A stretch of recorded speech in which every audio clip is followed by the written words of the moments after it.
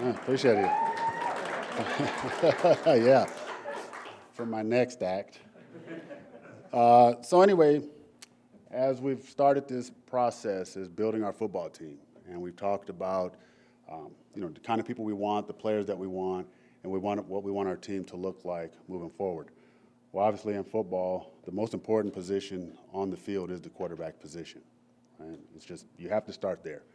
And in starting there, you have to have someone that has the ability not only to play the position, but to also show the leadership that it takes, and also the upside and the potential. And I've hadn't had a chance to really get to know Trey as well as I would because it's a short time, but from all the information that I've been able to receive in our short conversations, clearly this is the young man that we want leading our team moving forward, okay? Now again, for all the things that you've seen on the field, there's so much off the field that he's going to shoulder moving forward with this organization, especially with the long line of quarterbacks that have played here. This is an opportunity that we feel as an organization is well deserving of Trey. Okay? So without further ado, I would like to introduce Trey, and he can have his opportunity to speak to you and answer all questions. Trey.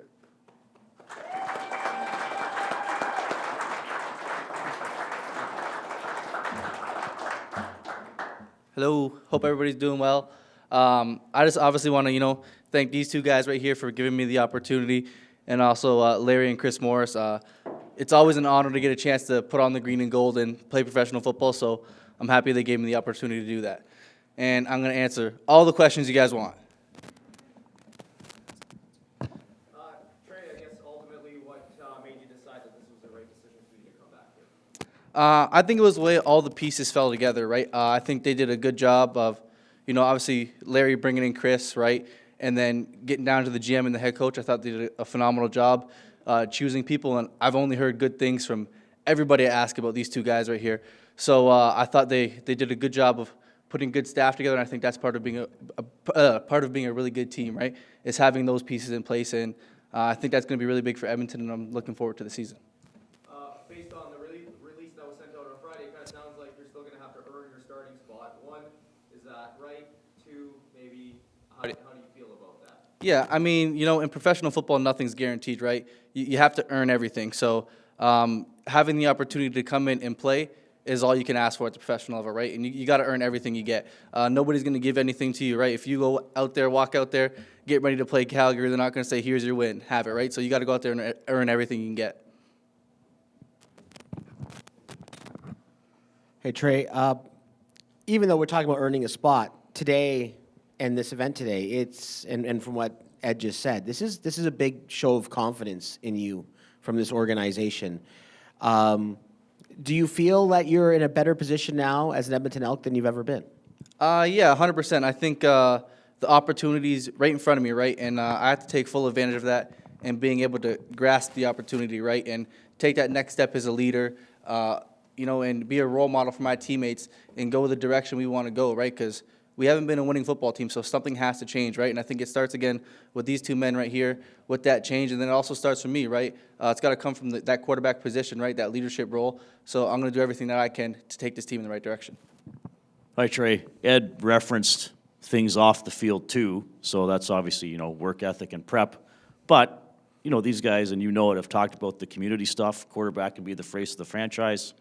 Sometimes if the team's not going well, the fingers get pointed fairly or not. Are you ready for all that stuff? Do you have to be able to embrace that too? Yeah, for sure. I mean, I think that's definitely a big aspect, right? You got to see as a quarterback, right? People are going to point fingers, whether you're doing good things or bad things. But I feel like I'm in a pretty good situation, right? I've been playing quarterback my entire life, so obviously high school football, where I'm from in Ontario, Niagara Falls, isn't as big as the CFL, but fingers get pointed there. Same thing in university, and it's the same thing now. So in that aspect, football's football, right? Quarterback's always going to get credit, and he's going to get blamed. So I feel like I'm already adapt to that. Trey, last season the quarterback topic was quite polarizing here.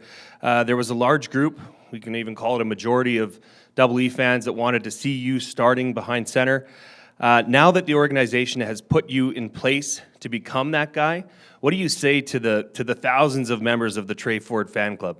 Yeah, I like to thank them, every chance I get. I think Edmonton has, the best fans in the CFL, and they've had my back since day one, right? I try not to let all the media get to me, right? Because there's good media, bad media, but I do, have, soft spot in my heart right here for all those fans that, have wanted me to succeed and have confidence that I can lead a franchise in a football team. So big shout out to those guys. You're going into this offseason for the first time knowing that you're coming to a camp as first team reps. A little different than going in when you're lower in the depth chart. Do you think you'll change how you plan this offseason, you train this offseason, it will be pretty much normal for you? There's definitely some things I want to critique in my training schedule in this offseason to obviously get better, right? I feel like you can always make little changes here and there to get better, right? And I think that's in the offseason and in the regular season, right? During practice, during games, there's always little things you can tweak to become better. And so that's the goal. I'm going to critique things. I'm not going to go change and make a new plan for my offseason, but definitely want to implement some things that are going to make me get better. You've had a decent amount of turnover over the last couple of years with the Elks. What makes you confident with this next wave of staff and management? Yeah, well, I just, every interaction I've had with them has, it's been good, it's been genuine, right? I feel like they're doing things the right way, and I'm confident they're going to bring in, the correct guys, talented guys that are capable of winning football games. And, a lot of that turnover happens when you lose, right? But I think we're in the situation where we're, leaning more towards winning now. And obviously, nothing's going to be perfect. People are going to lose games. People are going to make mistakes. It's going to happen. But I think I have confidence in them. They have confidence in us as a team that there's not going to be that crazy turnover. And I think we're going to be able to win some football games. Trey, congratulations. When I spoke to you after the season, you had mentioned that you weren't sure how the previous coach saw you as a player. In your conversations with Ed and Mark, do you get a sense of what they feel you are as a player?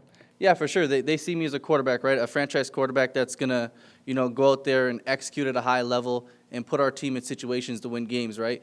And as a quarterback, right, it's not my job to go be a superstar every single play and try to win the game myself, right? It's about being a general, right? Dishing the ball out to the receivers, getting the running back and just executing, keeping the offense running at a high level to have chances of winning football games, right? So I don't got to do it all myself.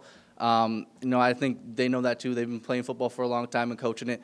But I think, they're giving me an opportunity and I got to take advantage of it, and I'm grateful for the opportunity. Where do you feel you grew the most in your game last year?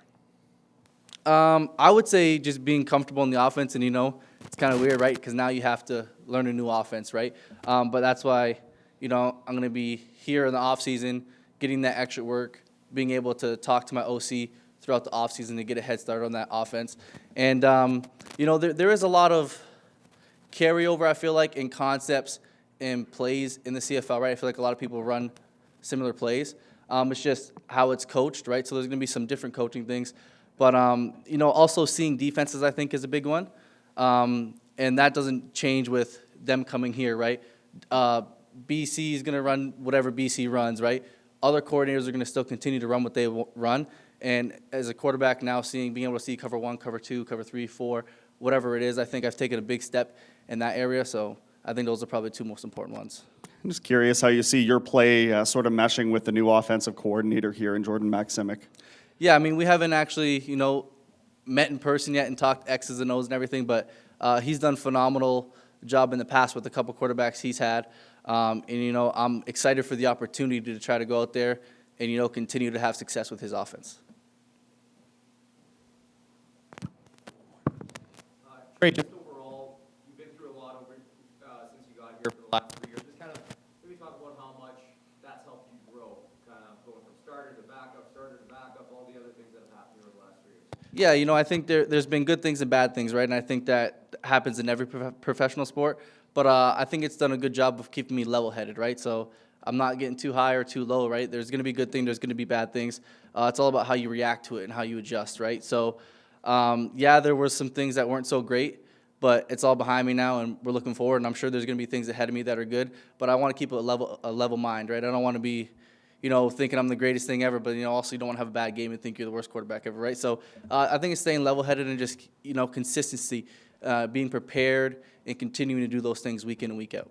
And last question for me, don't know what the roster entirely is going to look like, but how close do you think I guess the team in general, but the offense specifically, like you guys, in terms of the weapons that you guys have, how close do you think you guys are from not only, getting into the playoffs, but competing for a Grey Cup? Yeah, I mean, I think we actually have a lot of the pieces. I think, our receiving core is top of the line. I think we have some super phenomenal receivers on our team. And then if you look at our running backs with Justin Rankin and Javon Leake, like, again, two phenomenal running backs. I mean, I talk to my brother about it all the time.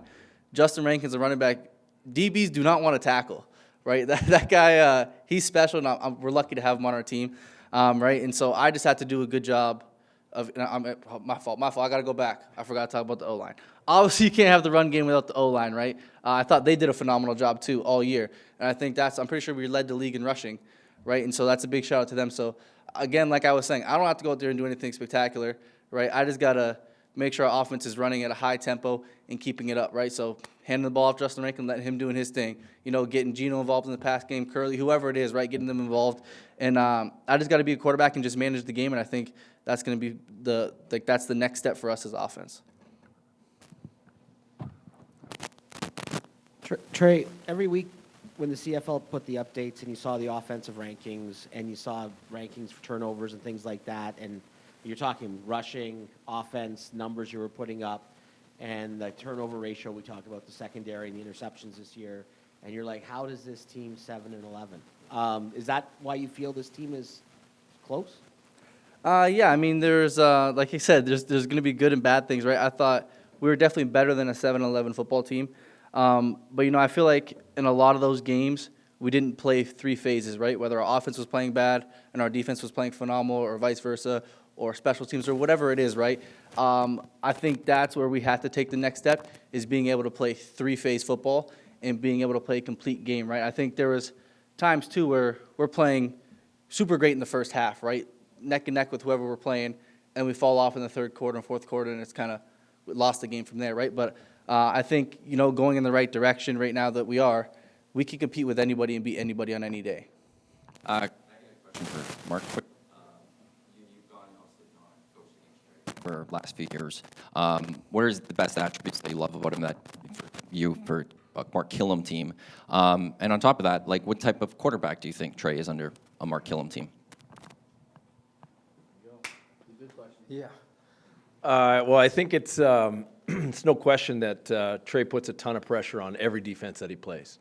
Sometimes they can get mislabeled that he's only using his legs, but he's using his legs to open up the passing game. That's what he's doing. So, I don't want to put labels on him. He's going to be confident that the structure and the scheme that we put him in is going to accentuate his strengths. The players that are around him are going to fit into what we're doing, and it's going to be a well-oiled unit all around. It's not just on one person. I mean, he's the conductor that's making it go, but we're going to really try to build the system around him. Sorry, Mark, one more for you. When you were looking at offensive coordinators, how much discussion did you have with them about maybe their philosophy in terms of coaching Trey, maybe what their plans would be for him? Do you know what I mean?